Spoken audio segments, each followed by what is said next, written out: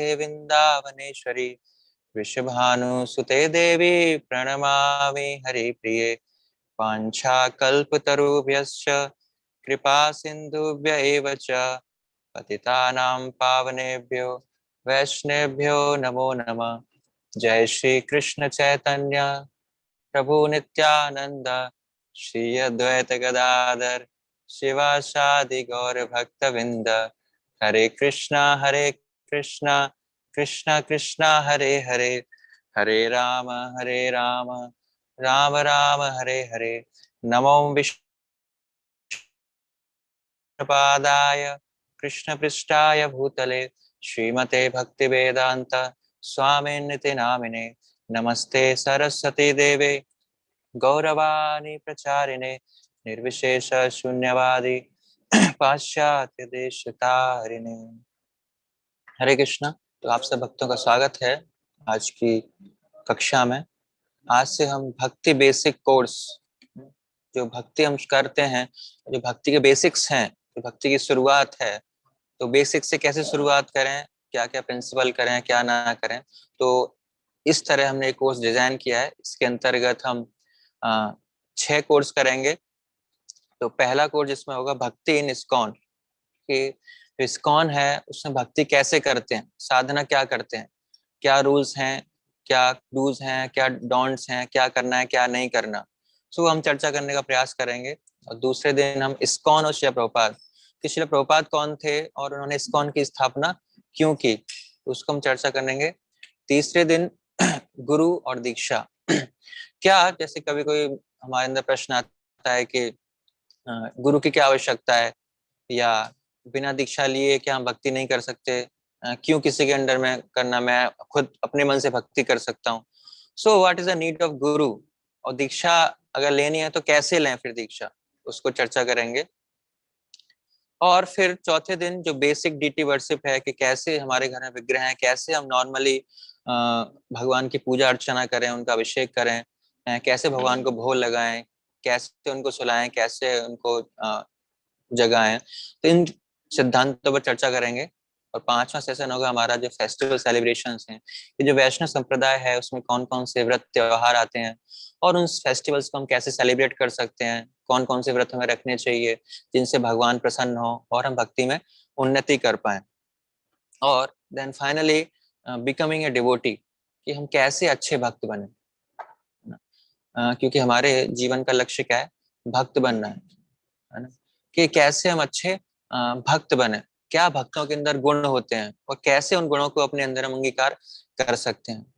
और जो भक्तों का व्यवहार होता है, भक्तों का व्यवहार, जो अन्य भक्तों के साथ कैसा व्यवहार है भक्तों का, और जो घर के फैमिली मेंबर्स हैं उनके साथ भक्तों का कैसा व्यवहार है, और उसके अलावा जो बाहर के लोग हैं जो भक्त नहीं है उनके साथ भक्तों का कैसा व्यवहार होता है। तो एक आदर्श भक्त का कैसा जीवन होना चाहिए, उस पे हम चर्चा करने का प्रयास करेंगे। तो ये 6 दिन, ये 6 दिनों में हम 6 टॉपिक्स कवर करेंगे जो बहुत ही बेसिक्स हैं, है ना, जहां से हम भक्ति की शुरुआत कर सकते हैं, भक्ति अच्छी तरह से भक्ति कर सकते हैं। कभी कभी हम आते हैं और काफी समय हो जाता है हमें इस्कॉन में आते हुए, या बाहर की इधर से सुन लिया उधर से सुन लिया, लेकिन जो भक्ति के जो मूलभूत सिद्धांत हैं वही हमें नहीं पता होते। सो इसीलिए जरूरी है, या कभी कभी हम इस्कॉन में इतने दिन आते आते हो जाते हैं कि हम फिर दूसरे से पूछना नहीं चाहते, कभी कभी ये भी होता है। तो इसीलिए इन बेसिक सिद्धांत को समझना बहुत जरूरी है, जिससे हम सही तरह से भक्ति कर पाए, है ना। भगवान, भक्ति का मतलब क्या है, भगवान की प्रसन्नता के लिए, कि जिससे भगवान प्रसन्न हो। अब भक्ति क्या है कि सब कुछ कर ही रहे हैं, लेकिन ऐसी भक्ति करें जिससे क्या, भगवान प्रसन्न हो। तो आने वाले दिनों में हम ये 6 सेशंस को डिस्कस करेंगे। तो आज मैं क्षमा चाहूंगा कि आज हम लेट हो गए थोड़ा मैसेज कम्युनिकेट करने में, या हम कॉलिंग भी नहीं कर पाए, तो आज कम लोग आ पाए हैं। हम प्रयास करेंगे अगली बार से हम प्रॉपरली कोऑर्डिनेट करें और टाइमली मैसेज करें। इसीलिए जो 6 सेशन है हम कल से स्टार्ट करेंगे। आज हम चर्चा करेंगे कि व्हाट इज भक्ति, कि जिसकी सिद्धांतों को हम चर्चा कर रहे हैं या जिनको अपने जीवन में उतारना चाहते हैं, वो एक्चुअल में वास्तव में है क्या, भक्ति है क्या, और कैसे उसको हम कर सकते हैं। व्हाट इज भक्ति योगा। तो हम देखते हैं कि भगवत गीता में भगवान बहुत सारे योग की चर्चा करते हैं। भगवान अष्टांग योग बताते हैं, ध्यान योग बताते हैं, ज्ञान योग बताते हैं, कर्म योग बताते हैं। तो जो कर्म योग है, कर्म योग मतलब कि जो हम कर्म करते हैं उसके जो कुछ फ्रूट्स हैं, जो इसका जो फल मिलने वाला है, उसको किसी सुपीरियर अथॉरिटी को ऑफर करना, तो वो कर्म योग होता है। और दूसरा ज्ञान योग, हम शास्त्रों के माध्यम से भगवान को जानने का प्रयास करते हैं। ध्यान योग, जैसे सतयुग में हम लोग ध्यान करते थे, तो ध्यान लोग क्या मेडिटेशन करते थे, 60-60 हजार साल तक ध्यान करते थे, जिससे भगवान को समझने का, भगवान के रूप पर ध्यान करने का प्रयास करते थे, ध्यान योग। और जब अर्जुन को ये सारे योग बताए तो इसमें बहुत सारे रूल्स रेगुलेशंस होते हैं। तो अर्जुन ने कहा कि नहीं, ये योग मेरे लिए पॉसिबल नहीं है, इन लोगों को मैं नहीं कर सकता। कहते हैं भगवान को, अर्जुन कहते हैं चंचलम ही मना कृष्ण प्रमाथि बलभद्रम, कि इनमें तो बहुत मन का आवश्यकता है, मन को कंट्रोल्ड माइंड चाहिए इन सब के लिए। मेरा मन तो बिल्कुल नियंत्रण में है ही नहीं, तो मैं ये सारे कार्य नहीं कर सकता है। तो भगवान कहते हैं तो अर्जुन कहते हैं कि ये सारे योग मैं नहीं कर सकता, कुछ और आसान सी चीज बताओ है। तो भगवान कहते हैं कि भक्ति योग, भक्ति योग से क्या होगा, मन कंट्रोल होगा। तो भक्ति योग क्या है, बहुत आसान है कलयुग के लिए, और स्पेशली जो कलयुग के जीवों के लिए ही बनाया गया है। तो इसीलिए अर्जुन भी क्या है, इस भक्ति योग को बाद में स्वीकार करते हैं कि हाँ, इस युग को स्वीकार करना चाहिए। भगवत गीता में एक्चुअली क्या है, भगवान कृष्ण कहते हैं ज्ञानम विज्ञानम सहितम स ज्ञात्वा मोक्षयेत सुबत। एक तो होता है ज्ञान, कि जो थियोरिटिकल नॉलेज है, तो भगवान ने गीता में अर्जुन को ज्ञान दिया कि कैसे क्या क्या करना है, क्या क्या नहीं करना। और एक होता है विज्ञान, रियलाइज नॉलेज, कि कैसे उसको प्रैक्टिस में लाया जाए। जैसे मान लो कि कोई व्यक्ति ट्रेवलिंग करने जा रहा है, उसने एक टिकट परचेज की, ट्रेन से ट्रेवल करना है उसको, और उसने टिकट परचेज कर लिया और प्लेटफॉर्म पे बैठा हुआ है ना? तो उसको पता है कि टिकट परचेज कर ली, लेकिन अगर वो उस ट्रेन में नहीं बैठ रहा तो क्या वो अपने गंतव्य स्थान पहुंच पाएगा? तो वो अपने गंतव्य स्थान नहीं पहुंच पाएगा, क्योंकि उस ट्रेन में नहीं बैठा है। तो ज्ञान तो है, उसने टिकट ले ली, तो मतलब हमने ज्ञान ले लिया, लेकिन उसको प्रैक्टिकली कैसे करना है, तो होता है विज्ञान। सो ऐसे जैसे मान लो कि हम बीमार हैं, और बीमारी में डॉक्टर से हमने मेडिसिन लिखवा ली, और मेडिसिन हमने ले ली, लेकिन उन मेडिसिन को हमने नहीं लिया। तो विज्ञान क्या है, मेडिसिन आपको डॉक्टर ने लिख दी, वो तो नॉलेज ज्ञान है, आपने मेडिसिन ले खरीद ली। लेकिन विज्ञान क्या है, उसको मेडिसिन को लेना, तभी आपकी बीमारी क्या है, दूर होगी, अदरवाइज वो बीमारी दूर नहीं होगी। और जो कृष्ण भगवान ने भगवत गीता बोली, तो कृष्ण भगवान ने भगवत गीता अर्जुन को बोली युद्ध के मैदान में। तो कृष्ण भगवान ने अर्जुन को गीता बोली किस लिए, कि उन्होंने अर्जुन को ही क्यों चुना, क्योंकि वहां पर तो बहुत सारे लोग थे, लेकिन कृष्ण भगवान ने अर्जुन को ही चुना, क्योंकि अर्जुन क्या थे, एक गृहस्थ थे।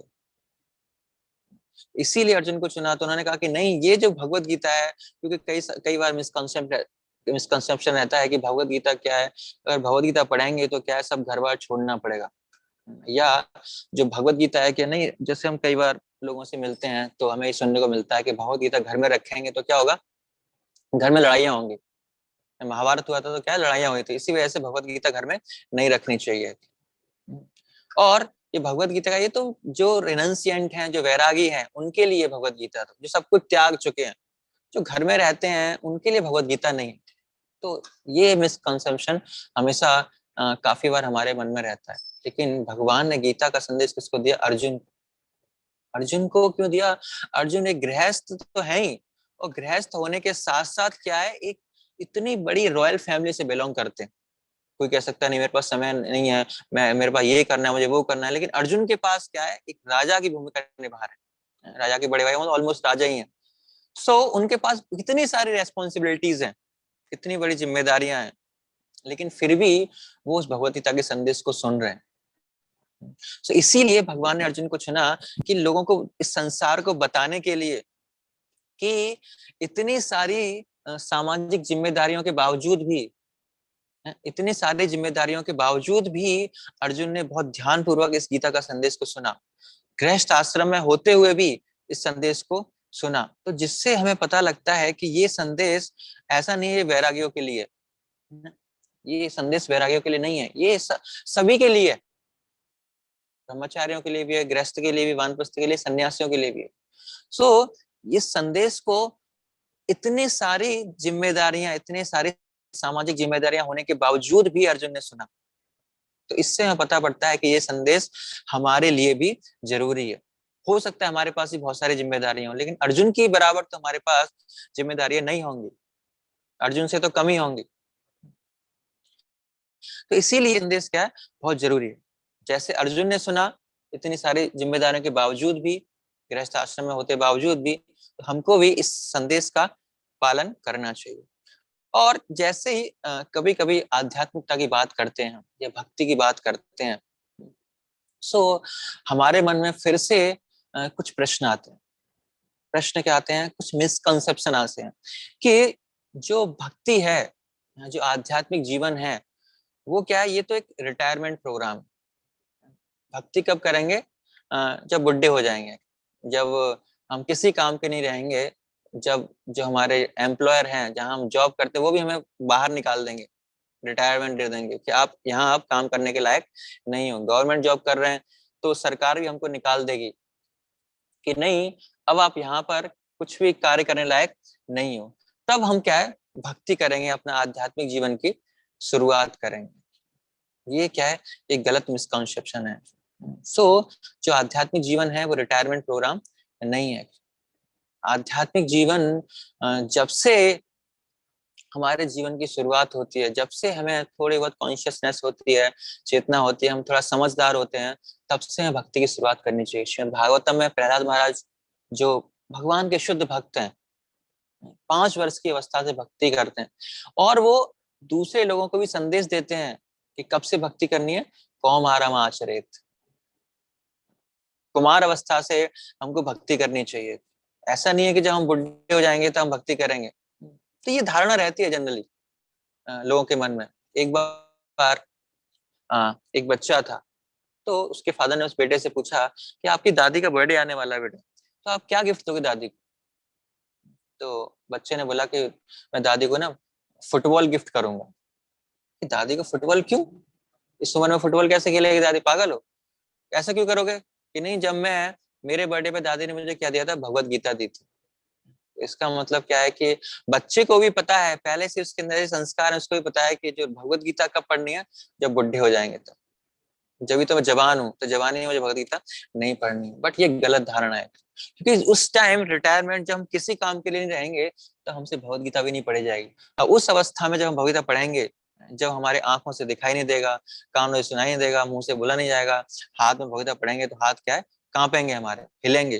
फिर हम कहेंगे भगवत गीता क्यों हिल रही है, तो भगवत गीता नहीं हिल रही, हमारे हाथ हिल रहे हैं। फिर कहेंगे नहीं, भगवत गीता बड़े बड़े अक्षरों वाले लाओ, है ना। क्योंकि उस समय हमारी जो इंद्रियां हैं वो उतनी परफेक्ट नहीं होंगी, या उतना उसका एफिशिएंसी नहीं होगी कि हम उनको इतना यूटिलाइज कर पाए। तो जो आध्यात्मिक जीवन है क्या है, कुमार अवस्था से, 5 वर्ष की अवस्था से इसकी शुरुआत की जानी चाहिए। एजुकेशन, जैसे हम देखते हैं कि अभी भी आज भी हम भौतिक संसार में अपने बच्चों को कब से स्कूल भेजते हैं, बुढ़ापे में भेजते हैं? नहीं, शुरू से भेजते हैं। 5 वर्ष की अवस्था से ही हम बच्चों को स्कूल भेजते हैं। आजकल तो 3 वर्ष की अवस्था से ही प्री नर्सरी या ऐसे स्कूल्स में एडमिशन कराते हैं कि उसको आदत पड़े स्कूल जाने की, इस तरह। और हम वैदिक काल में भी देखते हैं कि जब बच्चा 5 वर्ष का होता था तो उसको गुरुकुल भेजा जाता था। 5 वर्ष का हो जाता तब गुरुकुल क्यों भेजा जाता था? क्योंकि उस समय वो थोड़ा समझदार होता है, वो चीजों को समझ सकता है, इसीलिए उसको गुरुकुल भेजा जाता था। और गुरुकुल में ऐसा नहीं, सारी तरह की नॉलेज, ज्ञान, स्किल्स उसको मिलता था। वहां पे आध्यात्मिक ज्ञान था, और जो स्किल्स चाहिए, जो आजीविका के लिए स्किल्स होनी चाहिए हमारे अंदर, वो ज्ञान भी उसको वहां पे दिया जाता था। सारा कंप्लीट ज्ञान उसको वहां पर दिया जाता था। आध्यात्मिक जीवन कब से करना है हमें? जब से 5 वर्ष की अवस्था से, कुमार अवस्था से। ये कोई रिटायरमेंट प्रोग्राम नहीं है। इसका वेट ना करें कि नहीं, कभी कभी हम जाते हैं लोगों के घर में तो कहते नहीं अभी तो क्या है, अभी करेंगे, भक्ति करेंगे, अभी तो टाइम है, अभी तो अभी मैं 30 साल है, 40 साल में, थोड़ा बच्चे भी हमारे छोटे हैं पूजी, एक्चुअली थोड़ा इनका काम धाम रहता है, थोड़ा बच्चे बड़े हो जाएं फिर इनकी फिर करेंगे भक्ति। बच्चे ही बड़े हो गए, थोड़ा अब क्या है, थोड़ा आने जाने लगा रहता है इनका, कोई कॉलेज जा रहा है, कोई ट्यूशन जा रहा है, थोड़ा बच्चे सेटल हो जाए, जॉब वॉब लग जाए, इनकी जॉब भी लगे, फिर थोड़ा शादी हो जाए, सेटल हो जाए, तब टाइम भी नहीं मिला, तब क्या है, फिर उनके ही बच्चे हो गए, और ज्यादा जिम्मेदारियां बढ़ गई, है ना। बुढ़ापे में क्या है, बच्चों के बच्चे हो गए तो और ज्यादा जिम्मेदारियां बच गई। फिर कहते कि नहीं बच्चे हैं छोटे छोटे, अब ये तो बच्चे स्कूल जाते हैं, मेरे तो सॉरी स्कूल जॉब पे जाते हैं, तो इन बच्चों की देखभाल कौन करेगा, तो मुझे ही करनी है। तो अभी नहीं, थोड़ा सा ये बच्चे थोड़े बड़े हो जाएं, इन बच्चों के बच्चे बड़े हो जाएं, अब तब भक्ति करेंगे। तो ये क्या है, ये सब बेकार की चीजें हैं। तो आध्यात्मिक जीवन हमें 5 वर्ष की अवस्था से शुरू करना है। ये कोई रिटायरमेंट प्रोग्राम नहीं है, अपने रिटायरमेंट होने का प्रोग्राम आप वेट ना करें। और हो सकता है कि हमारा रिटायरमेंट डे वाला दिन आए ही ना, है ना। अगर हमने बैठे हुए हैं सोच के रिटायरमेंट होंगे, पता पड़ा रिटायरमेंट से पहले ही हम ये शरीर छोड़ दिया हमने। अभी कोरोना नाम की महामारी आई हुई है, कितने सारे लोगों की मृत्यु हो रही है उसके कारण। तो उन्होंने भी नहीं सोचा था कि इस उम्र में उनकी मृत्यु हो जाएगी। कोई 30 साल में, 28 साल में, 25 साल में, 35-40 साल के लोग मृत्यु को स्वीकार कर रहे हैं, मृत्यु आ रही है उनकी। सो उन्होंने नहीं सोचा था। सो हमें भी नहीं पता हमारी मृत्यु कब आएगी, है ना। तो उस बुढ़ापे का इंतजार नहीं करना हमको, कि नहीं बुढ़ापा आएगा, रिटायरमेंट होगा तब उसको प्रैक्टिस करेंगे, ऐसा हमको नहीं करना। तो हमें कब से करनी है, कौमारमाचरित, कि 5 वर्ष की अवस्था से ही भक्ति की शुरुआत करनी है। और दूसरा एक और मिसकंसेप्शन रहता है कि अगर हम आध्यात्मिक जीवन करेंगे तो क्या होगा, हमें सब कुछ छोड़ना पड़ेगा, है ना। अगर हम भक्ति करेंगे तो क्या होगा, हमें सब कुछ छोड़ना पड़ेगा। इसी वजह से लोग भक्ति को स्वीकार नहीं करना चाहते, या इस्कॉन में नहीं आना चाहते। उनको लगता है कि नहीं वहां जाएंगे तो क्या सब कुछ छूट जाएगा, है ना। कुछ लोग अपने बच्चों को इस्कॉन में नहीं भेजना चाहते, उनको लगता है कि नहीं बच्चा क्या है कि सब कुछ छोड़ देगा, त्याग देगा, है ना टीवी देखेगा, है ना। कई बार लोग आते हैं कंप्लेन करते हैं कि आपने क्या कर दिया इस बच्चे को, पहले कितना अच्छा था, पहले कितना अच्छा था, बुरा बना दिया आपने, अब क्या है, अब बुरा हो गया ना, तो वो टीवी देखता है ना, ना शराब पीता है, ना मूवी देखने जाता है, ना बाहर घूमता है फालतू में, तो ये बुरा बन गया। अब बुरी आदतें आ गई उसकी, टीवी ना देखना है, शराब ना पीना, ये बुरी आदतें आ गई उसकी, है ना।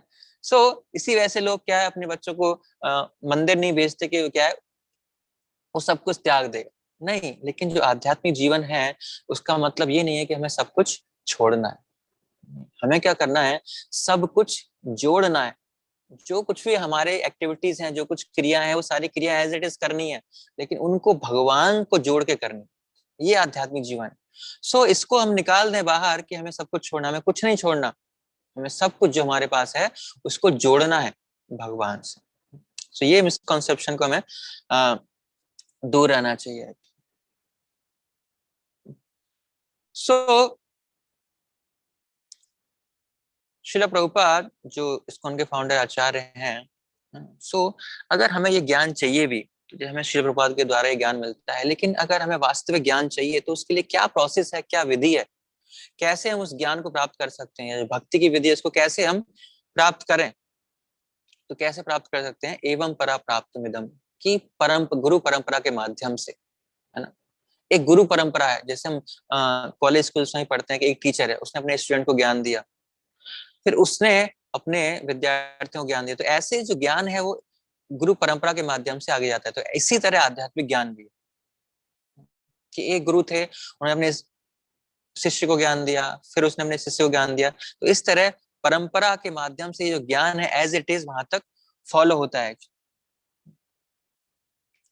सो इस तरह संप्रदाय, संप्रदाय मतलब होता है सम्यक प्रदायते इति संप्रदाय, कि कम सम्यक मतलब कंप्लीटली, प्रदायते मतलब हैंड ओवर। संप्रदाय के माध्यम से क्या है कि जो ज्ञान है वो कंप्लीटली हैंड ओवर हो रहा है अपने शिष्य को या नेक्स्ट जनरेशन को। तो इस तरह हमें ज्ञान मिलता है। 4 प्रमुख संप्रदाय हैं, ब्रह्म संप्रदाय, श्री संप्रदाय, रुद्र संप्रदाय और कुमार संप्रदाय। तो श्रीमद् भागवतम में ये 4 संप्रदाय क्या है, ऑथराइज है।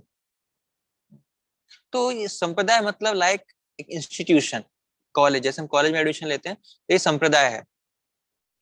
और इसके अलावा जो गुरु हैं, जो साधु हैं, वो क्या है, टीचर्स की तरह, वो क्या टीचर्स पढ़ाते हैं हमको। तो वो गुरु साधु के माध्यम से वो संप्रदाय के अंदर अधीन होकर क्या है, गुरु साधु मिलते हैं जो हमें उन शिक्षाओं को देते हैं। और तीसरी चीज है शास्त्र। जब हम स्कूल में पढ़ते हैं तो क्या हमें बुक्स भी पढ़नी पड़ती है, तो बुक्स से ज्ञान वो हमें जो साधु हैं उस संप्रदाय के अधीन होकर हमें पढ़ाते हैं। तो इस तरह जो हमें ज्ञान है उस ज्ञान को हमें दिया जाता है। और जो संप्रदाय का, जैसे मान लो एक संप्रदाय एक तरह से बोर्ड हो गया, है ना, और बोर्ड के अधीन क्या है, बहुत सारे कॉलेज इंस्टीट्यूशन होते हैं। तो जो मंदिर है एक्चुअली उस संप्रदाय के अंदर है, और उस संप्रदाय के अंदर मंदिर का काम क्या है, वो इंस्टीट्यूशन है, वो जो संदेश है, जो शिक्षाएं हैं वो प्रोवाइड करता है। मंदिर के माध्यम से वो सारी शिक्षाएं हमारे अंदर आती हैं एक्चुअली। तो इस तरह ये जो शिक्षाएं हैं, हमको भक्ति की शिक्षाएं कैसे हम ऑथेंटिक सोर्स से हम ले सकते हैं, ऐसे किसी संप्रदाय के अधीन रहकर किसी ऑथराइज साधु से, ऑथराइज शास्त्रों के संग से हम ये शिक्षाएं प्राप्त कर सकते हैं गीता के माध्यम से। सो अब है कि हमें इस भक्ति की आवश्यकता क्या है, क्यों हमें भक्ति करनी चाहिए, या क्यों पेरेंट्स को भक्ति करनी चाहिए, क्यों बच्चों को भक्ति करनी चाहिए। कभी कभी पेरेंट्स नहीं करने देते, तो क्या हमारे शास्त्र में इसके लिए बताया गया। तो श्रीमद् भागवतम में जो भगवान ऋषभ देव हैं वो बताते हैं, गुरु न शिष्यात् जननी न शिष्यात्, पिता न शिष्यात् जननी न शिष्यात्, देवम तस्यान्न पेतिस्न शिष्यम न मोक्षये समुपेद्य मृत्युम। कि किसी को भी गुरु बनने का अधिकार नहीं है, किसी को एम्प्लॉयर बनने का अधिकार नहीं है, किसी को माता बनने का अधिकार नहीं है, किसी को पिता बनने का अधिकार नहीं है, किसी को देवी देवता बनने का अधिकार नहीं है। ये अधिकार तब तक उनको नहीं है जब तक कि वो अपने आश्रितों को, जो उनके आश्रित हैं, अपने आश्रितों को जन्म मृत्यु का जो चक्कर है उस साइकिल से ना बाहर निकाल पाए। तो ये उनकी रेस्पॉन्सिबिलिटीज हैं, ये उनकी जिम्मेदारियां हैं जिन्होंने ये पद स्वीकार किया है। तो जितने भी हम यहाँ पर बैठे हुए हैं, इस क्लास को सुन रहे हैं, तो सबके पास कुछ न कुछ पद है। कोई माता है, कोई पिता है ना, कोई एम्प्लॉयर है जिसके आश्रित में कुछ लोग जॉब कर रहे हैं, है ना, कोई गुरु का रोल अदा कर रहा है, कुछ ना वो शिक्षा दे रहा है। सो अगर ये रोल हमें चाहिए, अगर इन रोल्स पे हम हैं, ये जिम्मेदारी हमने ली है, तो हमारी क्या जिम्मेदारी है कि अपने आश्रितों को उस जन्म मृत्यु के चक्कर से बाहर निकालना। नहीं तो अगर हमें नहीं कर सकते तो हमें ये जिम्मेदारी उठाने का कोई सेंस नहीं है। तो इसीलिए हमें सोचना चाहिए, अगर हम पेरेंट्स हैं तो अपने बच्चों को ये ज्ञान देना बहुत, ये हमारी जिम्मेदारी है। क्योंकि पेरेंट्स ही क्या है, उस बालक के पहले शिक्षा गुरु हैं, पहली शिक्षा वो वहीं से सीखता है। अगर पेरेंट्स घर में बैठ के शराब पी रहे हैं, सिगरेट पी रहे हैं, तो क्या बच्चा सीखेगा, बच्चे वही सारी आदतें सीखेगा। सो ये उसकी जिम्मेदारियां हैं, और अगर हम इन जिम्मेदारियों को नहीं निभा रहे तो क्या है, उसका परिणाम हमें भुगतना पड़ेगा फिर। सो इसीलिए ऋषभ देव कह रहे हैं कि हमें इस भक्ति प्रोसेस को स्वीकार करना है, और जो हमारे आश्रित हैं उनको भी बताना है इसके बारे में, जिसके कारण वो इस भक्ति प्रोसेस विधि के पालन करके जो जन्म मृत्यु का चक्कर है इससे बाहर निकल पाए। तो ये बहुत आवश्यक है हमारे जीवन के लिए कि इस प्रोसेस को स्वीकार करना, और अपने आश्रितों को भी इस प्रोसेस को, इस विधि को उन लोगों को देना। ये हमारी जिम्मेदारी है, इस सबसे बड़ी जिम्मेदारी हमारी है कि इस विधि को आगे बढ़ाना। अगर हम इसको नहीं पालन करेंगे तो क्या है, हम अपनी जिम्मेदारियों को बखूबी नहीं निभा रहे। हमने जिम्मेदारी ले तो ली है, कई बार होता है हम जिम्मेदारी ले लेते हैं, उसको सीरियसली नहीं लेते, और फिर क्या होता है, काम, उसका जो रिजल्ट है, फल है, उसका खराब आता है। तो अगर हमने जिम्मेदारी ली है, ये सारी, हम गुरु हैं, माता हैं, पिता हैं, एम्प्लॉयर हैं, ऐसे बड़ी पोस्ट पर हैं जो हमारे ऊपर कुछ लोग आश्रित हैं, तो हमारी जिम्मेदारी है कि उन आश्रितों के जीवन में भक्ति को इंट्रोड्यूस करना और उनको जन्म मृत्यु के चक्कर से बाहर निकालना है। तो हम देखते हैं कि जो भक्ति योग की स्थापना कैसे हुई, भक्ति की शुरुआत कैसे हुई, है ना। जैसे हमने देखे, अर्जुन को कृष्ण भगवान बहुत सारे योग बताते हैं, है ना, और उन सारे, जैसे हम देखते हैं कि सतयुग में ध्यान योग की विधि थी, ध्यान योग करते थे, फिर त्रेता युग में लोग बड़े बड़े यज्ञ करने लगे, और द्वापर परिचर्या, द्वापर युग में बड़ी बड़ी अर्चन विधि होती थी, कल युग में तदहरि कीर्तन, के कल युग में कीर्तन करने लगे। लेकिन हम देखते हैं कि 500 वर्ष पहले ना, जब हम हिस्ट्री में पढ़ते हैं या जनरल नॉलेज में पढ़ते हैं, हम देखते हैं कि भक्ति आंदोलन की शुरुआत किसने की, तो चैतन्य महाप्रभु। तो उन्होंने भक्ति की असली में शुरुआत की। उससे पहले लोग करते थे, लेकिन इतना मास स्केल पे या पब्लिक स्केल पे इतना उसका प्रचार नहीं था। लेकिन सबसे पहले चैतन्य महाप्रभु ने उसकी शुरुआत की। चैतन्य महाप्रभु हम सबको पता ही है, या हम थोड़ा सा ब्रीफ बताते हैं। चैतन्य महाप्रभु स्वयं भगवान कृष्ण ही हैं। जैसे हमने भगवद गीता के बारे में डिस्कस किया कि भगवान ने भगवद गीता का ज्ञान दिया, है ना। और भगवान ने अंतिम अध्याय में और अंतिम श्लोक में, लगभग अंतिम श्लोक में बोला कि सर्व धर्मान परित्यज्य माम एकम शरणम व्रज अहम त्वाम सर्व पापेभ्यो मोक्षयिष्यामि मा शुचा, कि सभी धर्म का परित्याग कर दो, केवल मेरी शरण में आओ। तो भगवान ये आदेश दे रहे हैं भगवत गीता में। तो भगवान ने जब आदेश दिया तो उन्होंने देखा कि भगवत धाम में तो कोई आ नहीं रहा, तो भगवान ने ज्ञान दे दिया। तो उन्हें लगा कि कोई आया नहीं, तो भगवान ने कहा कि मुझे यहाँ करके दिखाना पड़ेगा कि कैसे भगवान को समर्पित करना है।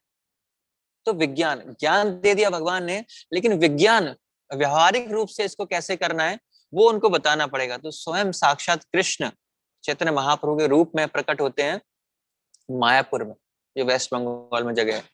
सो वहां पे भक्त के रूप में, जो भक्त के रूप में चैतन्य महाप्रभु प्रकट होते हैं और बताते हैं कि कैसे भक्ति करनी चाहिए। हम देखते हैं कि चैतन्य महाप्रभु से पहले भी लोग थे, लेकिन इतना भक्ति करने का या भक्ति इतना लार्ज स्केल पे नहीं थी। इसीलिए चैतन्य महाप्रभु ने क्या किया, भक्ति की शुरुआत की।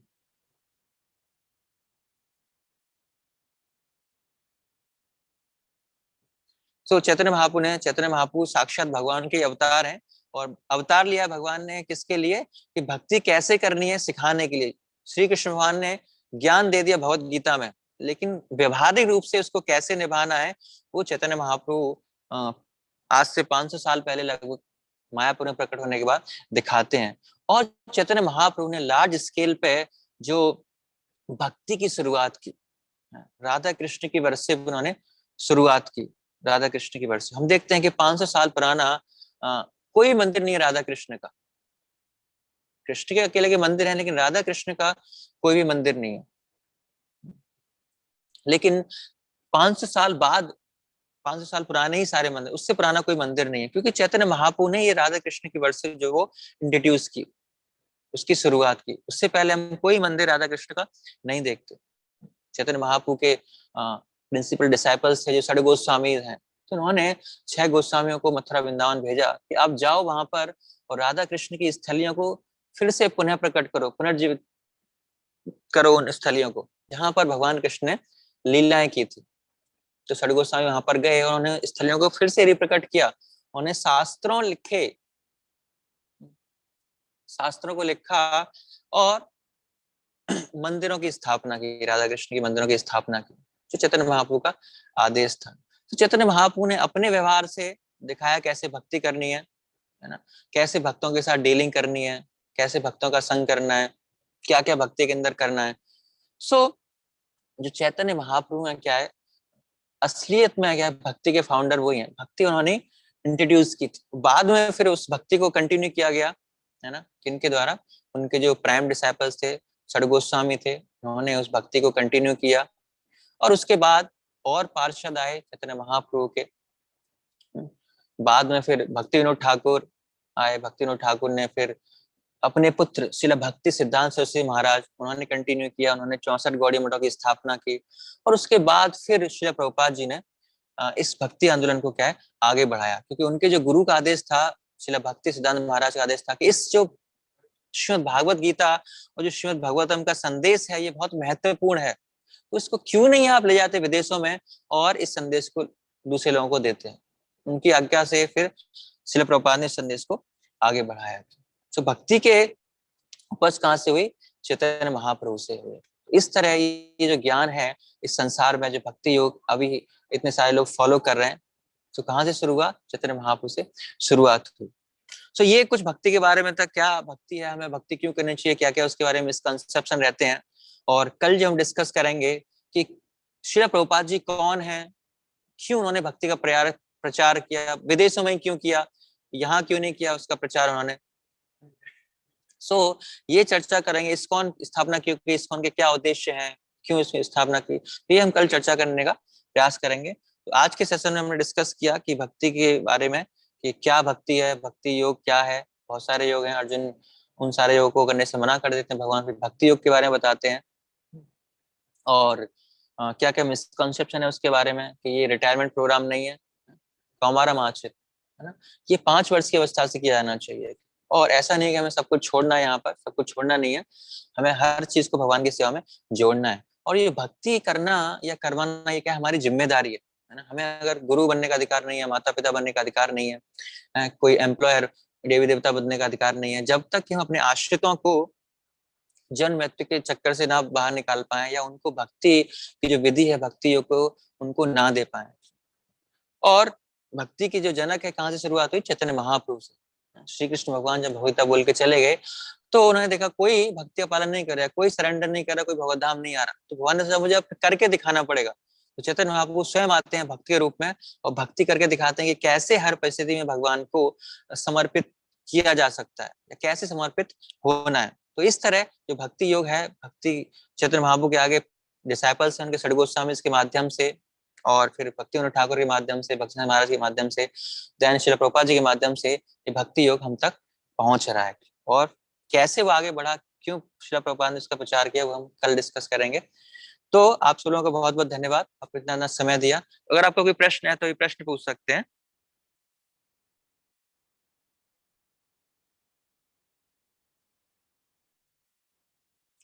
आप लोग जो यूथ डिवोटीज है वो चैट बॉक्स में लिख सकते हैं। बाकी